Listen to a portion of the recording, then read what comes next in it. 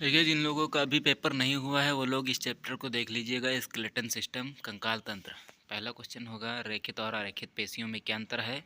तो ये अंतर होगा ऑप्शन सी वाला, यानी कि रेखित पेशियों का ऐच्छिक संकुचन नहीं होता है, जबकि ऐच्छिक पेशियों की अपनी इच्छा से संकुचन होता है।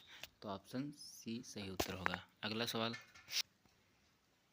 अगला सवाल है भारी व्यायाम के दौरान जब ऊर्जा की मांग अधिक होती है लेकिन ऊर्जा उत्पन्न करने के लिए ऑक्सीजन की आपूर्ति सीमित होती है, तो मांसपेशियों की कोशिकाएं डैश को दर्शाती हैं। यानी कि जब अभी आप लोग जैसे व्यायाम करते हैं, एक्सरसाइज वगैरह, रनिंग वगैरह जब करते हैं तो आपके शरीर में लैक्टिक अम्ल के निर्माण होता है, जिससे शरीर में ऐंठन ऐंठन होने लगती है। तो ऑप्शन ए हमारा सही उत्तर हो जाएगा। अगला सवाल, देखिए अगला सवाल है हमारा 400 मीटर की दौड़ में भाग लेने के बाद आपको ऐंठन होती है। अभी ऊपर बताया था मैंने, ठीक है। तो निम्न में से कौन सा विकल्प इसका सबसे सटीक कारण हो सकता है। तो इसका सटीक सबसे कारण क्या होगा।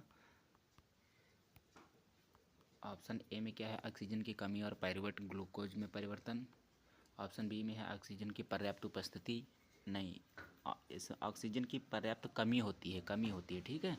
तो यहाँ पर जो है ऑप्शन आपका सी वाला सही होगा। ऑक्सीजन की कमी होगा और लैक्टिक अम्ल का निर्माण होगा, वही आपका उत्तर सही होगा। जब भी ऐसा कोई बात हो, यानी ऐसा कोई क्वेश्चन आए कि दौड़ने के बाद आपको ऐंठन होने लगे, तो उसमें लैक्टिक अम्ल का निर्माण होता है और ऑक्सीजन की कमी होती है। तो ऑप्शन सी वाला सही उत्तर होगा।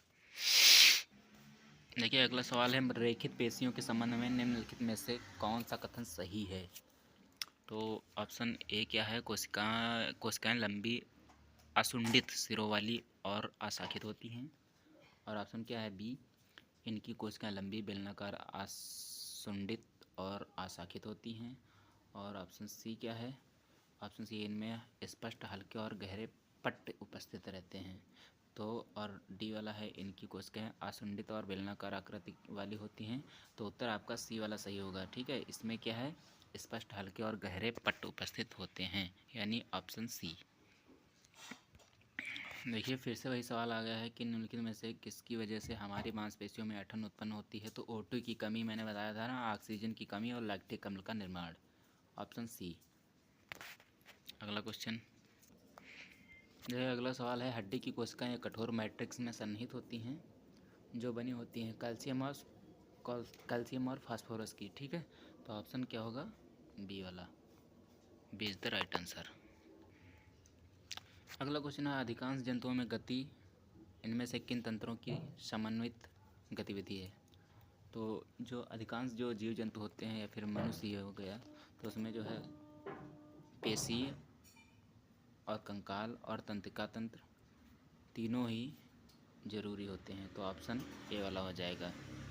इसमें बी में क्या है, केवल पेशी है, और सी में केवल तंत्रिका है, और डी में केवल कंकाल और तंत्रिका तंत्र है। तो option A is the right answer.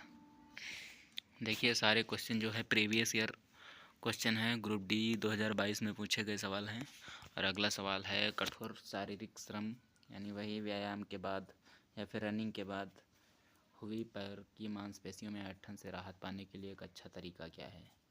गर्म मीठा दूध या चाय पीना, आइस पैक को पैरों पर रगड़ना, गर्म पैड से हल्की मालिश करना, दर्द निवारक मरहम लगाना।